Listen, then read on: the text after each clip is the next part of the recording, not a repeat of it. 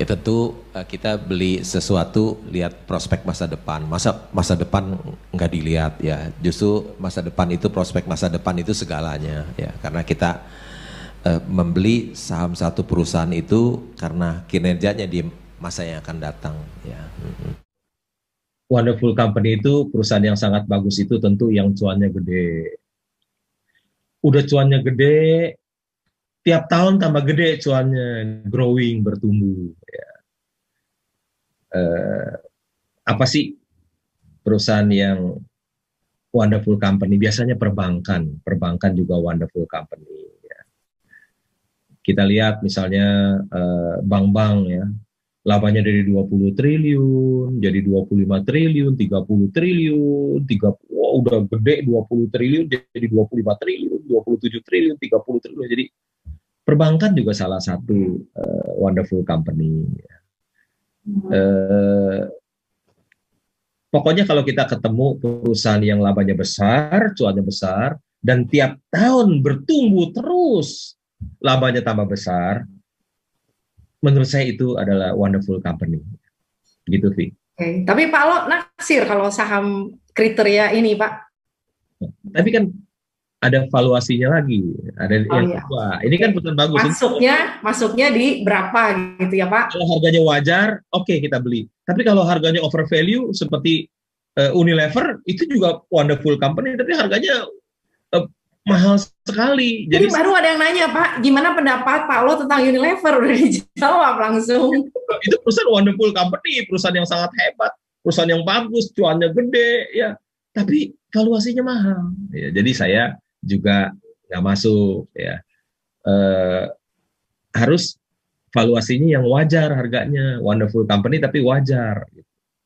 Menurut saya tetap all economy aja. Saya nggak mau, karena perusahaan teknologi itu valuasinya mahal-mahal dan pada rugi-rugi, cuannya juga sedikit. Nggak mau saya. Saya tetap mainnya yang di all economy aja, perbankan, komoditas, itu mainan saya di situ.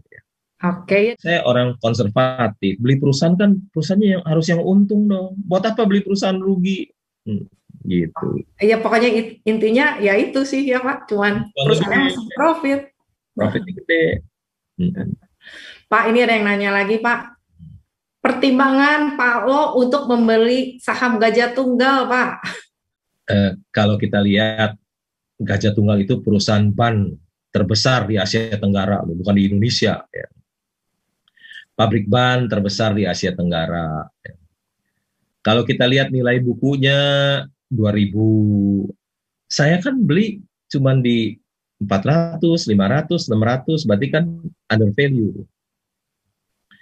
Kalau kita lihat dia punya hutang pun makin hari makin kecil, ya makin hari makin kecil. Dia punya ban motor juga pangsa pasarnya terbesar di Indonesia, ya. Apa IRC itu ya. Jadi saya pikir ini perusahaan besar, ya. Valuasinya murah, ya saya belilah.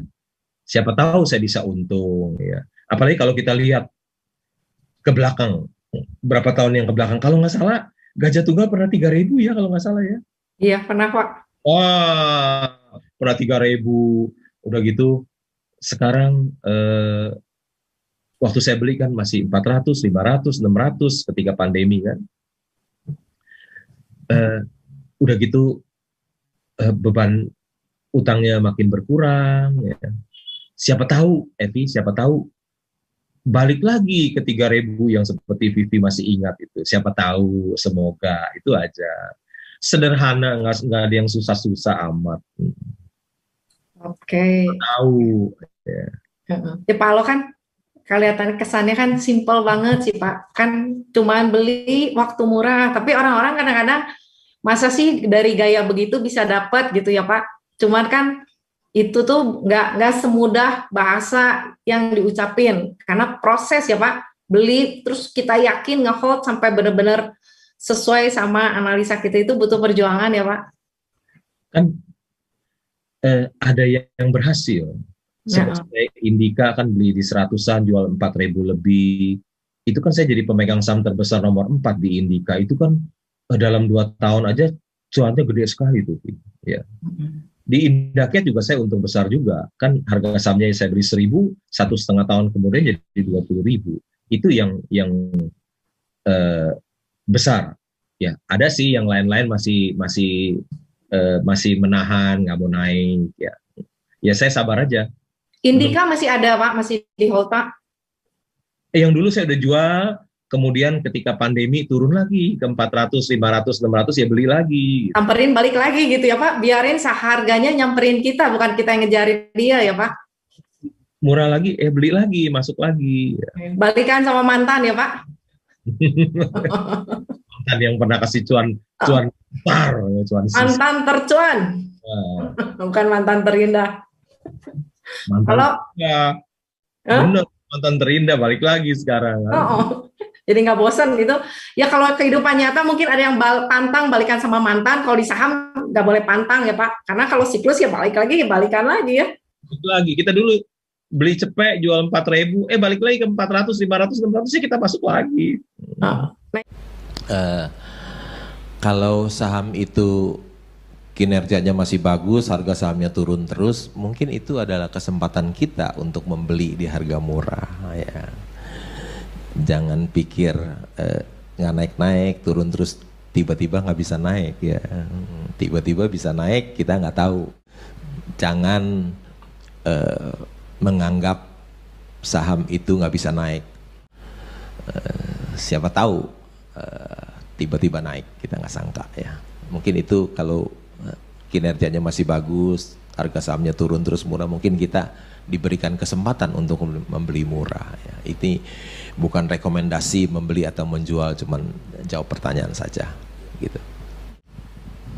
Kebetulan saya sudah 30 tahun tidak beli saham perusahaan yang go public ya, sudah 30 tahun.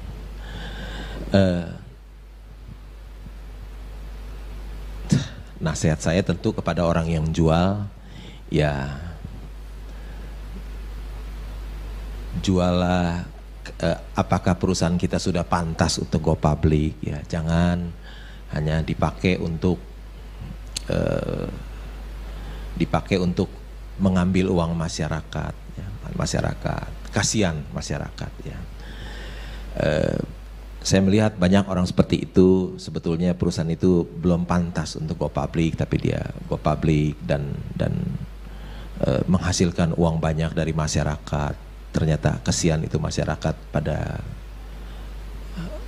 uangnya pada rugi ya, kira-kira begitu. Itu nasihat dari saya. Saya tidak menunggu spot atau resisten ya, itu orang teknikal ya. Saya sama sekali membeli saham itu tidak menggunakan teknikal, tidak lihat grafik ya. Saya hanya based on fundamental karena kinerja perusahaan. Jadi saya tidak lihat spot. Begitu saya dapat perusahaan bagus yang murah, ya udah saya mulai melakukan pembelian. Ketika saya menemukan itu, saya nggak usah nunggu-nunggu lihat grafik, lihat satu enggak. Itu saya nggak pakai ya. Ketika saya dapat perusahaan yang bagus dan murah, langsung saya mulai membeli, pelan-pelan membeli. Kenapa pelan-pelan? Supaya dia tidak naik harganya. Kalau dia naik kan cost saya jadi lebih mahal, harga pokok saya lebih mahal, jadi pelan-pelan saya membelinya ya. Kira-kira gitu ya. Saya adalah seorang ibu rumah tangga. Nah, saya juga sedang belajar untuk bermain saham dan sudah mulai praktek gitu. Bagi saya bermain saham sebagai ibu rumah tangga itu cukup stres, cukup membuat saya kepikiran karena waktu sahamnya turun, saya beli di posisi yang masih atas itu kayaknya deg-degan banget, jadi kayaknya nggak tenang gitu kan. Nah, saya juga tersangkut dengan saham-saham yang waktu itu tinggi, sekarang turun. Salah satunya WIRG yang Yeni Wahid, terus KBLV segala gitu kan. Nah, jadi saya merasa tahun lalu kok sampai posisi 1.600, sekarang posisinya turun banget gitu, cuma 100 lebih gitu kan. Itu kapan lagi akan naik kira-kira begitu Pak. Dan saya juga istilahnya gini, mendengar tadi seminar dari Bapak itu memotivasi saya untuk lebih lagi gitu, lebih semangat lagi untuk main saham. Karena memang betul, kalau saya jualan bakmi kapan saya kaya gitu kan. Nah, saya berani, saya tipe orang yang berani investasi di bidang itu gitu. Tetapi istilahnya sekarang pertanyaan saya, kalau misalnya tadi nilainya lagi turun, itu misalnya kita punya uang misalnya anggap aja 100 juta, kita langsung beli atau kita belinya bertahap cicil? Karena saya sering melihat pemantauan saya, saat ini harga turun, saya beli, besoknya dia turun lagi, nyesel gitu loh. Kenapa nggak nunggu gitu? Dan saya tipe yang seperti ini, saya catat, takut untung, berani rugi, itu tipe saya gitu, saya banget gitu. Jadi sekarang saya di saham WIRG itu saya sabar karena nunggu naik. Sedangkan kalau kemarin BMRI Mandiri itu 2 hari naiknya 900 poin. Saya nggak sabar menunggu, baru naik sedikit saya udah langsung jual, nyesel banget gitu. Jadi sangat memainkan perasaan gitu. Terima kasih.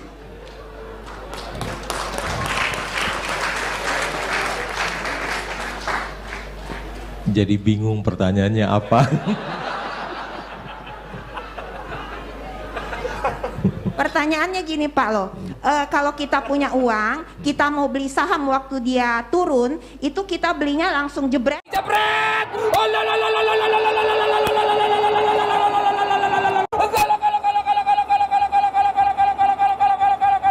Beli atau kita nunggu beli sedikit. Setahap, besok turun kita beli lagi. Jadi nanti akumulasi harganya menjadi gimana, rata-rata lebih rendah atau gimana?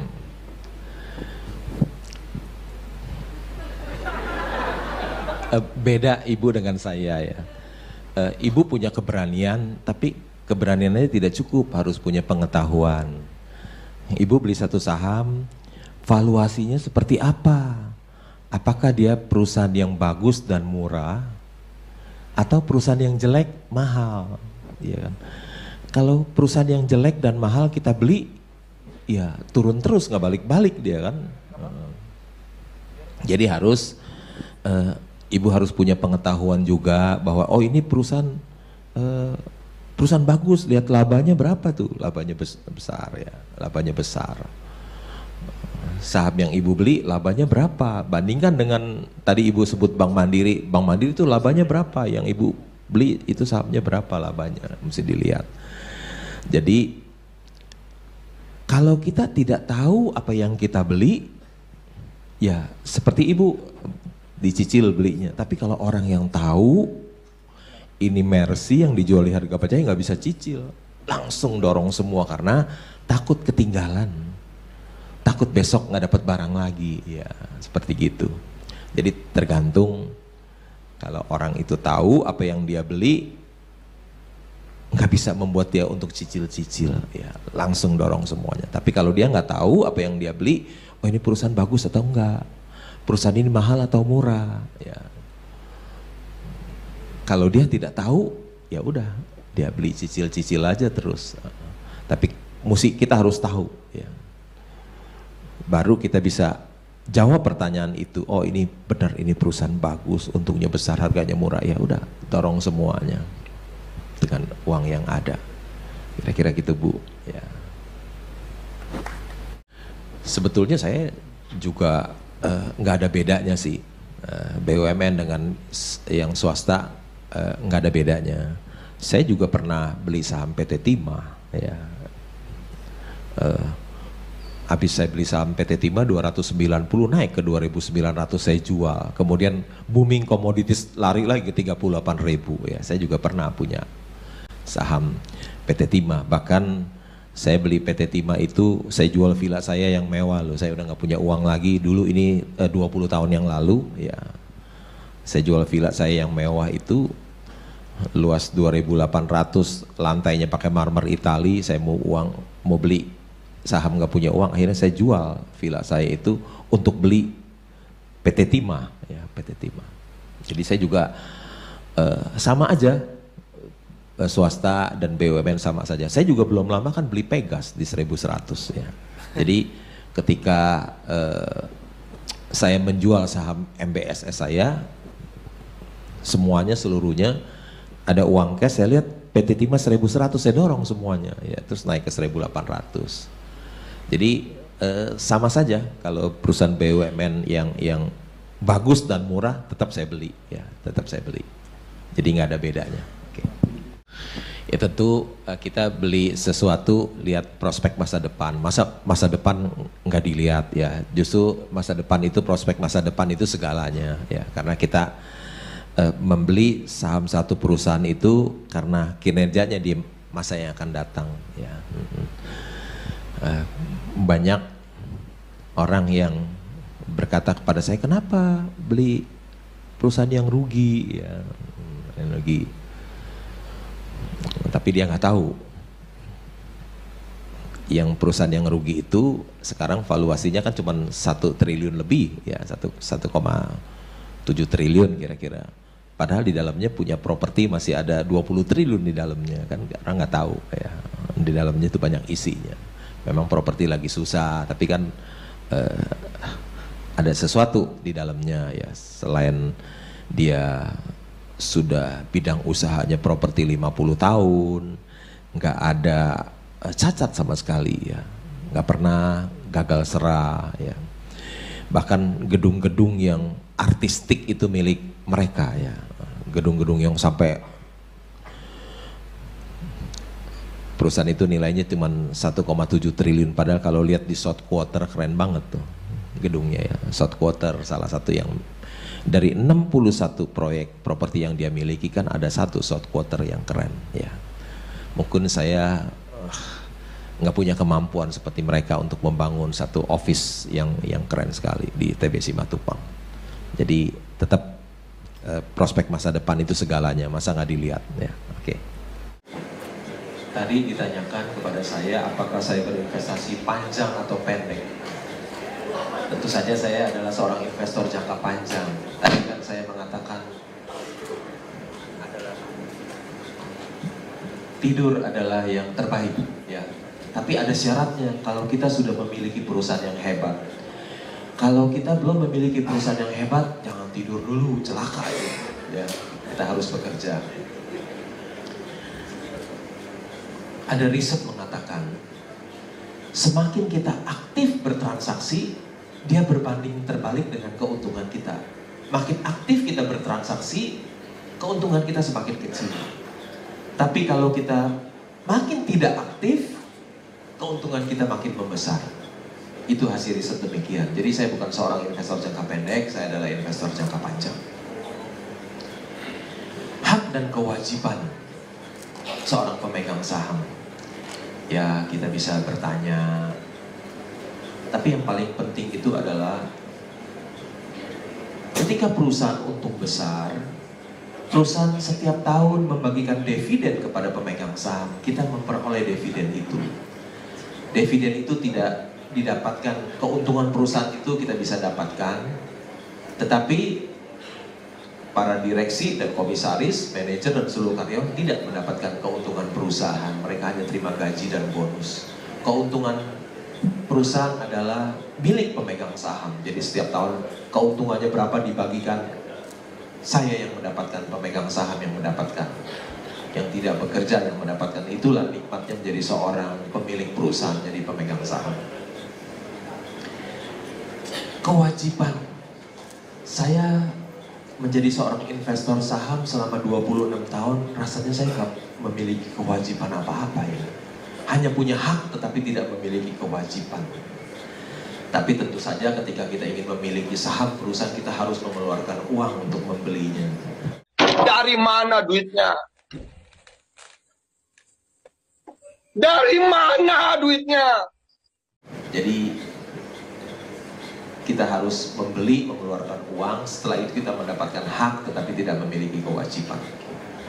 Nikmat lagi ya, seorang pemegang saham itu tidak ada kewajiban, hanya memiliki hak. Ataukah membeli perusahaan yang baru atau yang lama? Kalau kita membeli perusahaan yang lama, kita sudah tahu semua.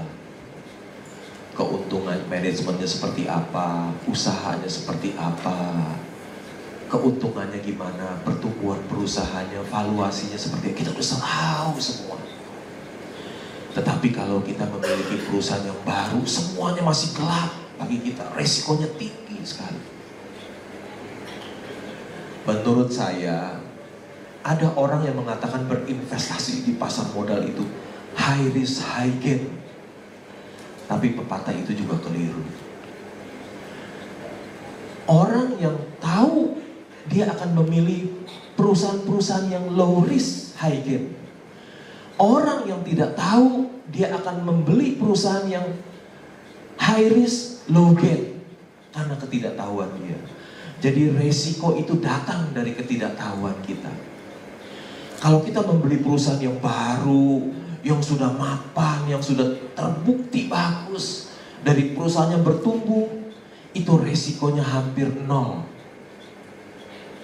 Resikonya low risk, tapi high gain.